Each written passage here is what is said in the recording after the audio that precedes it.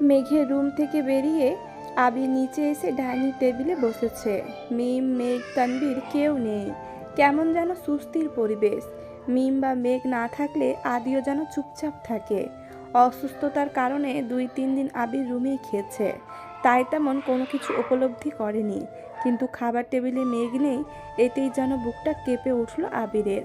Tanvir room থেকে ready হয়ে নামতে গেলে আকলিমা খান ডেকে বললেন, তানবীর, মিমকে একটু ডাক দিয়ে আয় তো।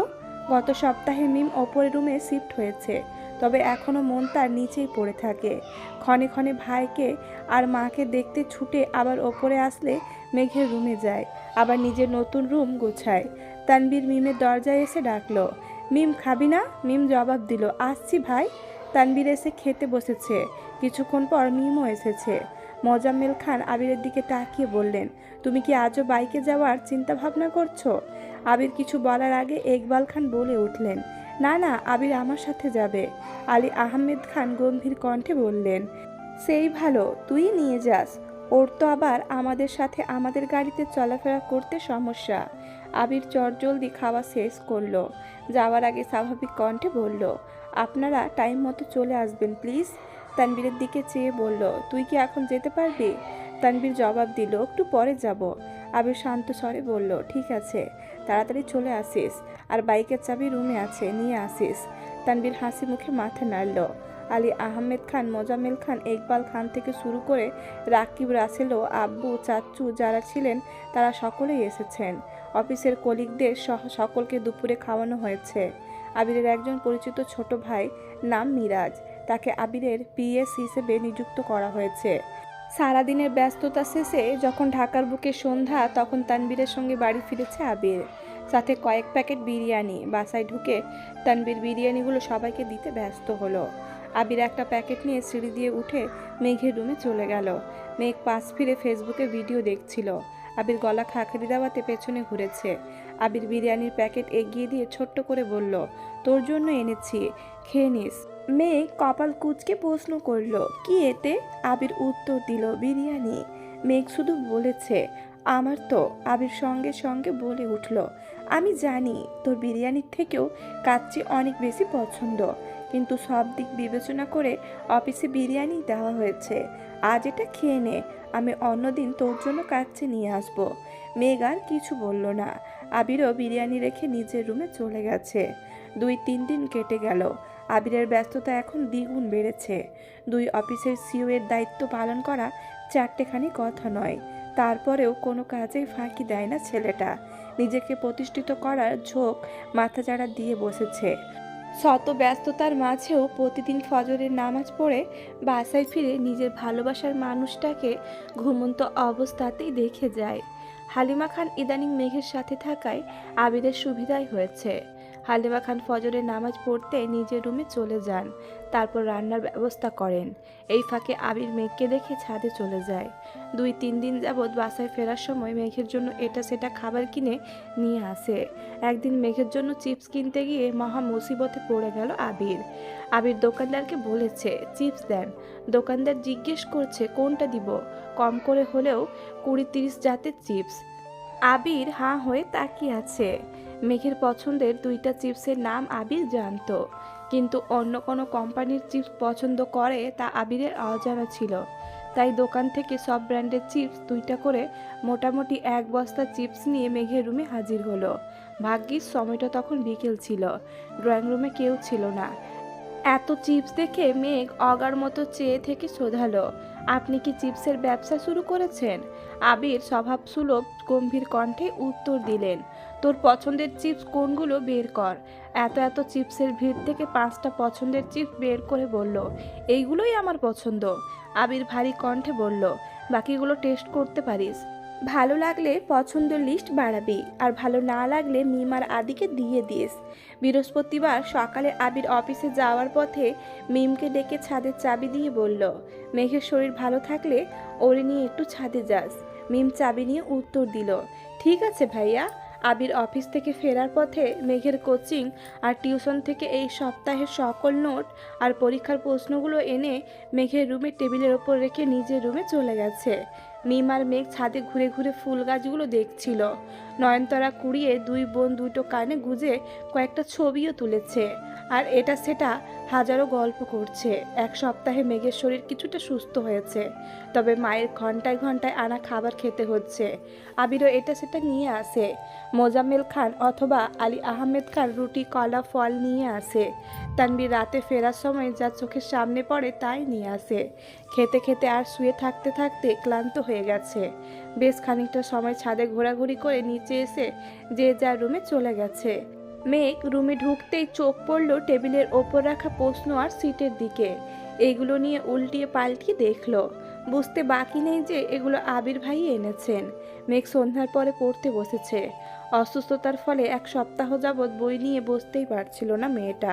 কিছুক্ষণ পড়াশোনা করে আবির ভাইয়ের আনা প্রশ্নগুলো দিয়ে পরীক্ষা দিয়ে নিজের অবস্থান চেক করছিল। প্রতি শুক্রবারের ন্যায় এই শুক্রবারটাও ভালোভাবেই কাটলো সকলের।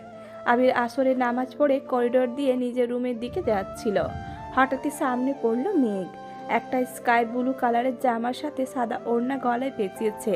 হাতে একটা পার্স নিয়ে খোলা চুলে বের হচ্ছে রুম থেকে। স্ট্রেট লম্বা চুলগুলোর আগা হাঁটু ছুঁই ছুঁই। আবির ক্ষুদ্র চোখে তাকিয়ে রইল অষ্টাদশীর পানে। মেঘ রুম থেকে বেরিয়েই মুখোমুখি হলো আবির ভাইয়ের। সাইড কেটে যেতে চাইলে আবির প্রশ্ন করে উঠল, এভাবে চুল ছেড়ে কোথায় যাচ্ছিস? মেঘ মাথা নিচু করে ছোট্ট করে উত্তর দিল, পার্লারে। আবির কপাল কুঁচকে শোধালো, কেন? মেঘ মাথা নিচু করে পুনরায় উত্তর দিল, চুল কাটতে। আবির এবার তীক্ষ্ণ দৃষ্টিতে তাকিয়ে বলল, তোকে চুল কাটার অনুমতি কে দিয়েছে? মেঘ একদমে বলে ফেললো, আম্মু বলেছে আমি নাকি চুলের যত্ন নিতে পারি না, তাই কাটাতে যাচ্ছি। আবির গম্ভীর কণ্ঠে প্রশ্ন করলো, মামুনি বলেছে? মেঘ উত্তর দিল, জি। আবির ভেতরে ভেতরে রাগে ফুঁসছে। কণ্ঠ দ্বিগুণ ভারী করে জানালো, চুল কাটাবি ভালো কথা, কিন্তু চুল কোমরের ওপরে যেন না ওঠে। মেঘ অন্যদিকে মুখ করে অভিমানী স্বরে বলল, আমার চুল আমি কাটাবো, কারো অভিমতের প্রয়োজন নেই। আবির দাঁতে দাঁত চেপে দীর্ঘশ্বাস ফেলে কড়া স্বরে বলল, চুল কোমরের 1 ইঞ্চি ওপরে উঠলে তোর খবর আছে। কথাটা বলা শেষ করা মাত্রই আবির দ্রুত পায়ে নিজের রুমের দিকে চলে গেল। অষ্টাদশী স্ট্যাচুর মতো দাঁড়িয়ে বিড়বিড় করে বলল, আমার চুল আমি যা ইচ্ছা তাই করব, আপনার কথা আমি কেন শুনবো? আপনি আপনার প্রিয়তমার ওপর অধিকার খাটান গিয়ে, আমার ওপর অধিকার খাটাতে হবে না। কথাগুলো একদমই বলে সিঁড়ি দিয়ে নেমে মায়ের রুমে চলে গেল। হালিমা খান মেয়েকে নিয়ে বাসার কাছেই একটা পরিচিত পার্লারে গিয়েছেন। হালিমা খান বলেছিলেন কাঁধের নিচ পর্যন্ত কেটে ফেলতে, কিন্তু মেঘের মন টানছে না। চুলের প্রতি যেন তার বড্ড বেশি মায়া। মায়ের কথায় চুল কাটতে রাজি হয়েছে সেই অনেক। হালিমা খানের জোরাজোরিতে মেঘ পিঠ পর্যন্ত চুল কাটতে রাজি হয়েছে। পার্লারের মহিলা যখনই চুল কাটার জন্য কাঁচি হাতে নিল, তৎক্ষণাৎ মেঘের মনে পড়ে গেল আবির ভাইয়ের বলা কথাটা। মেঘ মনে মনে ভাবল, না না, আবির ভাইয়ের ওপর কোনো বিশ্বাস নাই। চুল ছোট করলে যদি ওই দিনের চেয়েও বেশি জোরে মারে, তাহলে তো আমি মরেই যাব। থাক বাবা, এই ফালতু ব্যাটার মার খেয়ে অকালে জীবন ত্যাগ করার কোনো প্রয়োজন নেই। আর কিছুদিন জীবনটা উপভোগ করে নিই। সঙ্গে সঙ্গে মেঘ চিৎকার দিয়ে উঠল। মেয়ের আচমকা চিৎকারে হালিমা খান কিছুটা ভড়কে গেলেন। চিন্তিত হয়ে জিজ্ঞেস করলেন, কি হয়েছে তোর? এভাবে চিৎকার করছিস কেন? মেঘ নিরুদ্বেগ কণ্ঠে বলল, কোমর পর্যন্ত কাটবো চুল। হালিমা খান কিছুটা বিরক্তি হয়ে বললেন, কোমর পর্যন্ত কাটলে আর কি হবে, সেই তো বড়ই থাকবে। মেঘ মন খারাপ করে উত্তর দিল, তারপরও কোমর পর্যন্তই কাটাবো, আর ছোট করব না প্লিজ আম্মু। হালিমা খানও আর জোর করলেন না। মেয়ের কথা মতো কোমর পর্যন্তই কাটানো হলো। কাজ শেষ করে সন্ধ্যার আগে আগে বাসায় ফিরেছেন মা মেয়ে। আবির ড্রয়িং রুমে সোফায় বসে কফি খাচ্ছিল। কাউকে ঢুকতে দেখে চোখ তুলে এক পলক তাকালো। মেঘকে দেখে দৃষ্টি স্থির হলো। মেঘের চুল দেখার জন্য তীক্ষ্ণ দৃষ্টিতে চেয়ে রইল। মেঘ সিঁড়ি দিয়ে ওঠার পথে আবির ভাইয়ের দিকে তাকিয়ে ভেঙচি কেটে দ্রুত পায়ে উঠে নিচের রুমে চলে যাচ্ছে। মেঘের কোমর পর্যন্ত চুল দেখে আবির মাথা নিচু করে মুচকি হাসলো। আবির কফি শেষ করে বাসা থেকে বেরিয়ে পড়েছে।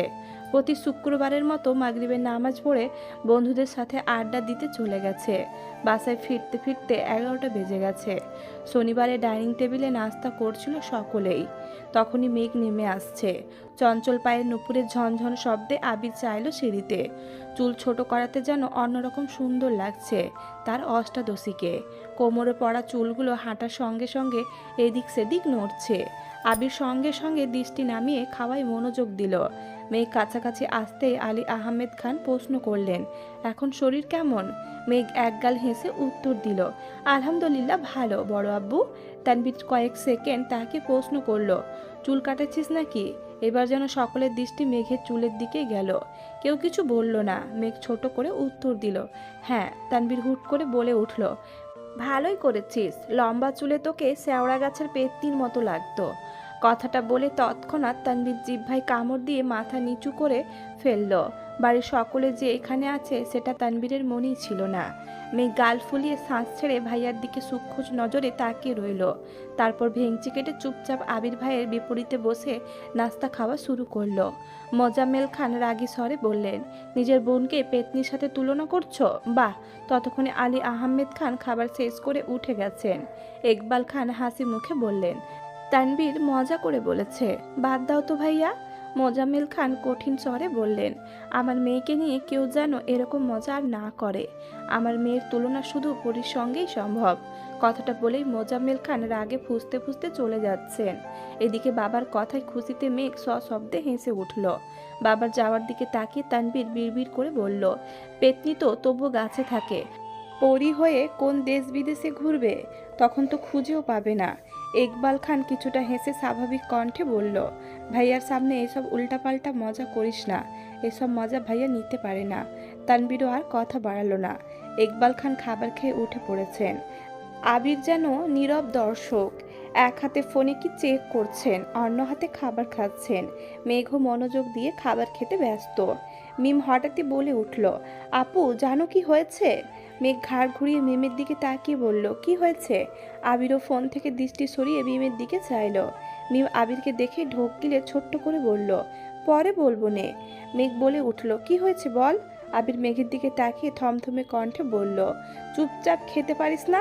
খেতে বসে এত কথা কিসের? মেঘ আর মিম দুইজনেই মাথা নিচু করে চুপচাপ খাচ্ছে। আবিরও খাবার শেষ করে বেসিনে চলে গেছে। ততক্ষণে মালিহা খান ডাইনিং টেবিলের কাছে এসে শুধালেন, তোদের কি আর কিছু লাগবে? মেঘ উদ্গ্রীব হয়ে প্রশ্ন করলো, আচ্ছা বড় আম্মু, তোমার ছেলে জন্মের পর কি মুখে মধু দাওনি? মালিহা খান হেসে উঠলেন। আবির বেরিয়ে যেতে যেতে রাজভারী কণ্ঠে বলল, মধুতে ভেজাল ছিল তাই খায়নি। মেঘ আশ্চর্য নয়নে সহসা ঘাড় ঘোরালো, কিন্তু ততক্ষণে আবির মেন গেটে পেরিয়ে বেরিয়ে গেছে। মেঘ পুনরায় মালিহা খানের দিকে চাইল। মালিহা খান হাসি থামিয়ে বললেন, আবিরকে সত্যিই মধু দেওয়া হয়নি। আবিরের জন্মের সময় আমার অবস্থা অনেক খারাপ ছিল।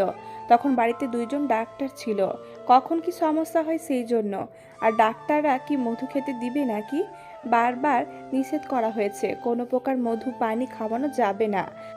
আর তোর বড় আব্বুকে এখন কি দেখছিস? আবিরের জন্মের সময় ছেলেকে রেখে এক চুলও কোথাও নড়েনি। ডাক্তার যা যা বলেছে, যেভাবে বলেছে সেভাবেই সব করেছে। মেঘ মালিহা খানের দিকে তাকিয়ে নিরেট কণ্ঠে বলে, এই জন্যই তোমার ছেলে এমন কাঠখোট্টা। মালিহা খান স্বাভাবিক কণ্ঠে বললেন, আবির ছোটবেলা এরকম ছিল না, বিদেশে যাওয়ার আগে থেকেই কেমন জানি হয়ে গেছে। দেশে ফিরে তো আরও গম্ভীর হয়ে গেছে। সেই সব কথা বাদ দে, তোরা তাড়াতাড়ি খাওয়া শেষ করে পড়তে বস গিয়ে। সারাদিন শেষে রাতের বেলায় মেঘ পড়ছিল। পড়তে পড়তে হঠাৎই জান্নাত আপুর কথা মনে পড়েছে। রবিবারে তো জান্নাত আপু আসার কথা, কিন্তু মেঘের তো জান্নাত আপুকে দেখার বা ওনার কাছে পড়ার বিন্দু মাত্র ইচ্ছে নেই। মেঘ পড়ছে আর অপেক্ষা করছে কখন তানবীর বাসায় ফিরবে আর তানবীরকে বলবে জান্নাত আপুর কাছে পড়বে না। রাত 11টার পর তানবীর ফিরেছে। মেঘ পড়া শেষ করে ভাইয়ের রুমের সামনে গিয়ে ডাকলো, ভাইয়া। তানবীর ভেতর থেকে বলল, হ্যাঁ ভেতরে আয়। মেঘ রুমে ঢুকে বিছানার পাশে দাঁড়িয়ে আছে। তানবীর বোনের দিকে চেয়ে প্রশ্ন করলো, কিছু বলবি? মেঘ কোমল কণ্ঠে বলল, একটা কথা বলতাম। তানবীর স্বাভাবিকভাবে বলল, হ্যাঁ বল। মেঘ নির্দ্বিধায় বলে ফেলল, জান্নাত আপুর কাছে আমি আর পড়বো না, তুমি ওনাকে না করে দিও। তানবীর চিন্তিত কণ্ঠে শোধালো, কেন, কোনো সমস্যা? মেঘ মাথা নিচু করে বলল, সমস্যা না, এমনি পড়বো না। তানবীর গলা খাখারি দিয়ে বলল, বনু, এটার সমাধান আমি দিতে পারবো না, তুই ভাইয়ার সাথে কথা বলিস। মেঘ বিরস কণ্ঠে বলল, তুমি তো জান্নাত আপুকে এনেছিলে, তাহলে তুমিই নিষেধ করে দিও। আমি ওনার সাথে কথা বলতে পারবো না। তানভীর এবার ঠান্ডা কণ্ঠে বলে উঠল, আমার কাছে জান্নাত আপুর নাম্বার নেই, ভাইয়ার কাছে আছে। তাছাড়া ভাইয়ার কথায় জান্নাত আপু তোকে পড়াতে আসছেন। তুই না পড়তে চাইলে ভাইয়াকে বলিস, ভাইয়া যা সিদ্ধান্ত নিবে তাই হবে। এই বিষয়ে কথা বলার অধিকার আমার নেই। তোর অন্য কথা থাকলে বল। মেঘের মনের ভেতরে সুপ্ত ক্রোধ যেন মাথায় উঠে গেছে, চোখ মুখ লাল হয়ে যাচ্ছে। আর কোনো কথা না বলে রাগে ফুঁসতে ফুঁসতে নিজের রুমে চলে গেল। এত বছর তো তানভীর ও মেঘের সকল সিদ্ধান্ত নিয়েছে, তবে আজ কেন আবির ভাইকে সিদ্ধান্ত নিতে হবে? এটা মেঘ কোনোভাবেই মানতে পারছে না। কিন্তু অষ্টাদশী তো জানে না, গত 7 বছর যাবৎ আবিরের সিদ্ধান্তেই তানভীর সব কিছু করেছে। সকালবেলা ঘুম থেকে উঠেই মেঘ রুমে পায়চারি করছে। আবির ভাইকে কিভাবে বলবে, কি বলবে তাই ভেবে পাচ্ছে না। আজ না আবার থাপ্পড় দিয়ে বসেন। তৎক্ষণাৎ নিজেকে নিয়ে সাহস দিয়ে বলল, তুই কি এত দুর্বল নাকি?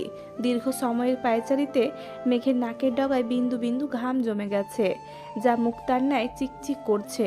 বুকে সাহস নিয়ে অষ্টাদশী নিজের রুম থেকে বেরিয়ে করিডোর দিয়ে আবিরের রুমের দিকে পা বাড়ালো। আবির শার্টের স্লিভ ফোল্ড করতে করতে নিজের রুম থেকে বের হচ্ছিল। হঠাৎ মেঘকে দেখে সেখানে দাঁড়িয়ে পড়ল। মেঘ এক মুহূর্তের জন্য সবকিছু ভুলে আবির ভাইয়ের দিকে নিষ্পলক তাকিয়ে রইল। ছাই রঙের একটা শার্ট ইন করে পরা, চোখে সানগ্লাস, ক্রাশ খাওয়ানো সেই লুকে দাঁড়িয়ে আছে আবির ভাই। সে তো জানে না এই সুদর্শন লুকে ছোট্ট অষ্টাদশের মনের মণিকোঠায় ব্যথা অনুভব হয়। মেঘের অভিমুখে চাইল আবির। নাকের ডগায় জমে থাকা ঘাম যেন আবিরের দৃষ্টিকে টানছে। মেঘের শান্ত অস্থির নয়ন জোড়ায় দিকে তাকিয়ে আবির মনে মনে বলে, এই চোখে শুধু আমার সর্বনাশ দেখি। মেঘের অভিব্যক্তি বদলাতে সময় লাগলো না। মাথা নিচু করে বুক ফুলিয়ে শ্বাস নিয়ে বলল, আপনার সাথে আমার কথা আছে। আবির স্বভাবসুলভ ভারী কণ্ঠে বলল, বল। মেঘ নিরেট কণ্ঠে বলল, আমি জান্নাত আপুর কাছে পড়বো না। মনের ভেতরে সুপ্ত ক্রোধটা এক নিমিষেই প্রকাশ করে ফেলল। মেঘের কথায় আবির স্বাভাবিক কণ্ঠে প্রশ্ন করল, কেন? মেঘ তপ্ত স্বরে জানালো, ইচ্ছে নেই তাই পড়বো না। আবির ভুরুগুটি বিরক্তি নিয়ে বলল, তোর ইচ্ছেতে তো সব কিছু হবে না, তোকে জান্নাতের কাছেই পড়তে হবে। মেঘ আবারও ভেতরে ভেতরে রাগে ফুঁসছে, গাল দুটো রক্তবর্ণ ধারণ করেছে। অধিক রাগে মেঘের গলার স্বর ভেঙে আসে। এবার কান্না জড়িত কণ্ঠে বলে উঠল, বললাম তো আমি ওনার কাছে পড়ব না। আবির দীর্ঘ শ্বাস ছেড়ে শক্ত কণ্ঠে বলল, সব বিষয় নিয়ে ফাজলামো করবি না মেঘ। তোর ভালোর জন্যই জান্নাতকে আনা হয়েছে, আমি তোর খারাপ চাই না। মেঘ সহসা বলে ফেলল, আমার ভালো মন্দ আপনাকে ভাবতে হবে না। অন্তরের ক্রোধ যেন এবার মেঘের চোখ বেয়ে গড়িয়ে পড়ছে। মেঘের বলা কথাটা আবিরের হৃদয়ে লেগেছে। আবির কণ্ঠ দ্বিগুণ ভারী করে বলল, আজ থেকে জান্নাত পড়াতে আসবে, ঠিকমতো পড়াশোনা করবি। কোনো প্রকার নাটক করলে এর ফল ভালো হবে না। কথাটা বলেই আবির মেঘকে পাশ কাটিয়ে চলে যাচ্ছিল। মেঘ মাথা নিচু করে গলার স্বর সিঙ্গে চড়িয়ে জানালো, আমি ওনার কাছে পড়বো না। দরকার হলে আমি বড় আব্বুকে বলবো। আবিরের মেজাজ চরম লেভেলে খারাপ হলো। পায়ে রক্ত যেন মাথায় উঠে গেছে। সেখানেই দাঁড়িয়ে রাগান্বিত স্বরে হুঙ্কার দিয়ে উঠল, কি বলবি আব্বুকে? জান্নাত পড়াতে পারে না এটা বলবি? জান্নাতের আচার আচরণ খারাপ এটা বলবি? আর তুই যে তোর টিচারকে নিয়ে উল্টাপাল্টা ভাবিস আর বাজে কথা বলিস, এগুলো আব্বু শুনলে সেটা কি ভালো হবে? এই যে তোকে এত ভালোবাসে, এত আদর করে, থাকবে তো এই ভালোবাসা? মেঘ সহসা মাথা নিচু করে নিশ্চুপ দাঁড়িয়ে রইল। চোখ দিয়ে অঝরে পানি পড়ছে। আবির চোখ মুখ গোটালো, নিজের রাগকে সংযত করার চেষ্টা করলো। রাজভারী কণ্ঠে বলল, এই বাড়িতে থাকতে গেলে আমার মর্জিতেই তোকে চলতে হবে। কোনো রকমের কথা শেষ করে আবির নিজের মতো নিচে চলে গেল। কিছু না খেয়ে অফিসের জন্য বেরিয়ে পড়েছে। পিছন থেকে মালেহা খান, ইকবাল খান ডেকেছে, কিন্তু আবিরের যেন সেদিকে কোনো হোঁশ নেই। মেঘ করিডোরে দাঁড়িয়ে কেঁদেই যাচ্ছে। অতিরিক্ত রাগে মেঘের খুব কান্না পায়। খানবাড়ির নিয়মই যেন এটা। আলী আহমেদ খান আর মোজাম্মেল খানের আদেশ আবির আর তানভীরকে অক্ষরে অক্ষরে পালন করতে হয়। আবিরের আদেশ শাসন মেঘকে পালন করতে হয়। তানভীর শুধু মেঘকে না, মিম আর আদিকেও শাসন করে। তবে আবিরের মিম আর আদির ব্যাপারে কোনো মাথা ব্যথা নেই। আবিরের ধ্যানে জ্ঞানে শুধুই মেঘ। মেঘ সকাল থেকে কিছুই খায়নি। কয়েকবার বন্যাকে কলও করেছে, কিন্তু বন্যা রিসিভ করেনি। দুপুর হয়ে গেছে। মেঘ রুমে জোরে গান চালিয়ে বালিশে মুখ গুজে শুয়ে শুয়ে কাঁদছে। হঠাৎ ফোনে কল বেজে উঠেছে। মেঘ মুখ তুলে ফোনের দিকে তাকিয়ে দেখলো বন্যা কল করেছে। মেঘ ফোন রিসিভ করতে বন্যা বলে উঠল, কিরে এত কল দিচ্ছিস কেন? মেঘের কান্নার শব্দ শুনে বন্যা চিন্তিত স্বরে জিজ্ঞেস করলো, কি হয়েছে বেবি, কাঁদছিস কেন? মেঘ কান্নার মাত্রা কমিয়েছে, তবে এখনো ফুপিয়ে ফুপিয়ে কেঁদে চলেছে। ক্রোধিত কণ্ঠে মেঘ বলল, আমি এই বাড়িতে আর থাকবো না, চলে যাব বাড়ি ছেড়ে। বন্যা কোমল কণ্ঠে শোধালো, কেন? কে কি বলছে তোকে? মেঘ কণ্ঠ দ্বিগুণ ভারী করে বলছে, কেউ কিছু বলেনি। রেজাল্ট দিলে যদি পাস করতে পারি তাহলে তুই যে যে ভার্সিটিতে আবেদন করবি সবগুলো ভার্সিটিতে আমার আবেদনটাও করবি। টাকা আমি দিব, তুই শুধু আবেদন করে দিবি।